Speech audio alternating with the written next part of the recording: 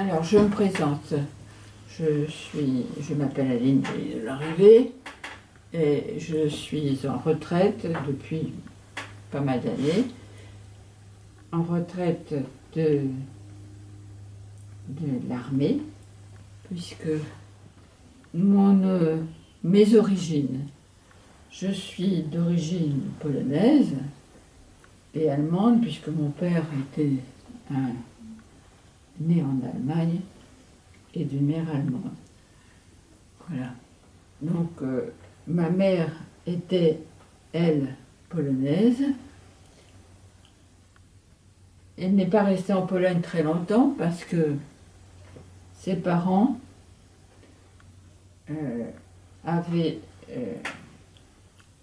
accepté de rejoindre la France avec un contrat de travail. Donc, un beau matin,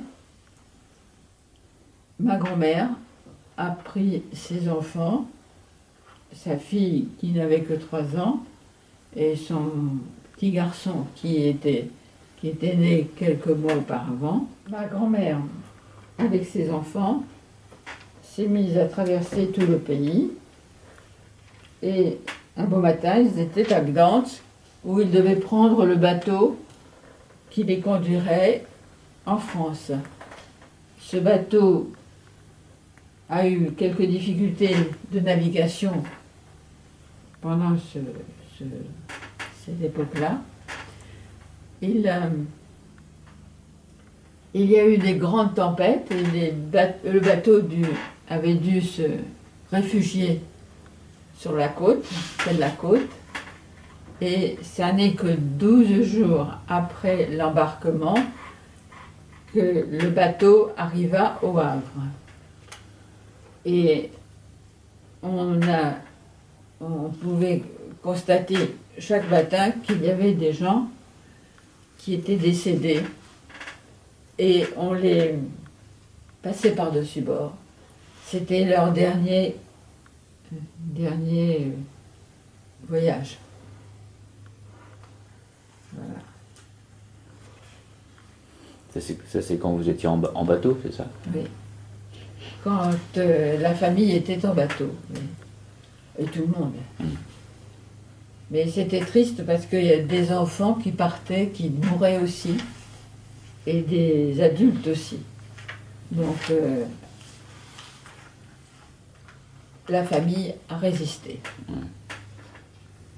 Au Havre, la route n'était pas terminée. Il y avait encore un bout de chemin à faire pour rejoindre la Machine.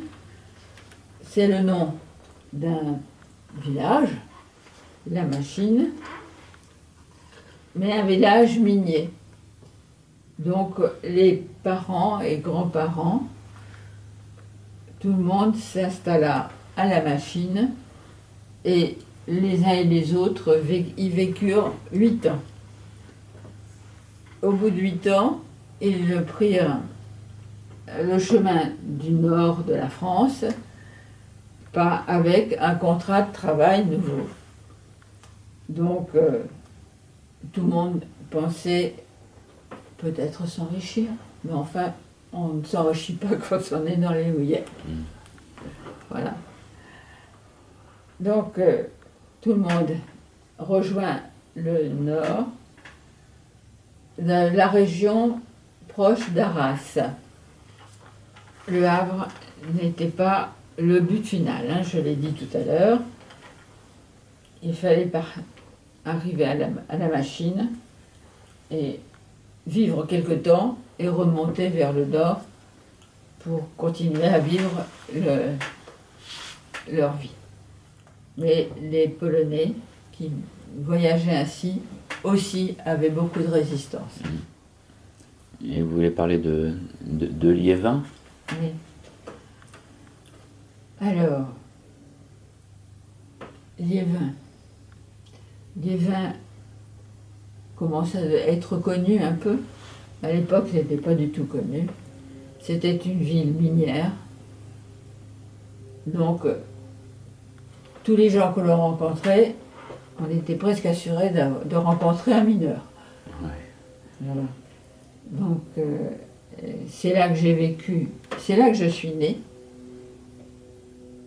Parce que ma mère et mes grands-parents ont habité une cité qui s'appelait la cité numéro 14.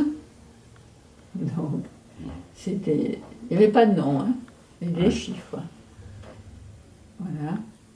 Et bon, ma mère a vécu longtemps dans cette maison dans laquelle je suis née d'ailleurs.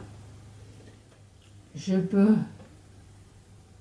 rappeler une petite anecdote. Pendant la guerre, puisque il y a eu la guerre 39-45, et que mes grands-parents y étaient en France depuis 1925, donc ils ont très bien connu la guerre.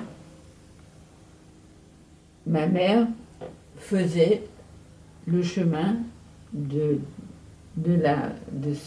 sa maison à une ferme qui était à 50 km de la maison. Et elle a, pendant la guerre, fait le chemin de nombreuses fois pour avoir un peu de nourriture. Mais un jour, elle a failli être emmenée par les Allemands qui circulaient sur ces chemins. Elle avait une bicyclette qui lui permettait d'arriver plus rapidement. Mais ce jour-là, le pneu était crevé.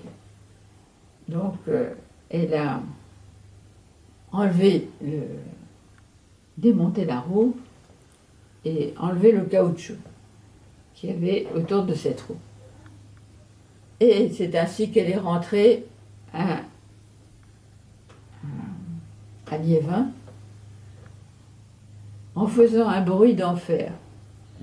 Les gens qui étaient chez eux se sont enfermés, ne sont pas sortis parce qu'ils croyaient que c'était une troupe allemande qui passait dans la rue. Oui. Eh bien, non, c'était ma mère qui passait et qui arrivait avec son vélo comme elle pouvait. Tout le monde, le lendemain matin, disait « Oh, il y a des Allemands qui sont passés cette nuit. » Alors, maman riait, non pas dans sa moustache, parce qu'elle n'en avait pas, mais tout le monde était amusé. Ouais.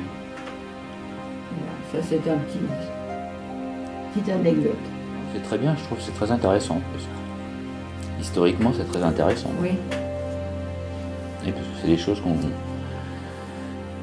les gens qui peuvent écouter la vidéo ne sont pas forcément au courant de comment ça pouvait se passer. On a bien une idée de ce qui a pu se passer, mais que quelqu'un témoigne, Oui. ça donne un côté véridique, quoi. Oui. Oui, mais enfin, je bafouille peut-être. Non, mais c'est très bien, je trouve. C'est assez poignant, hein, je dirais.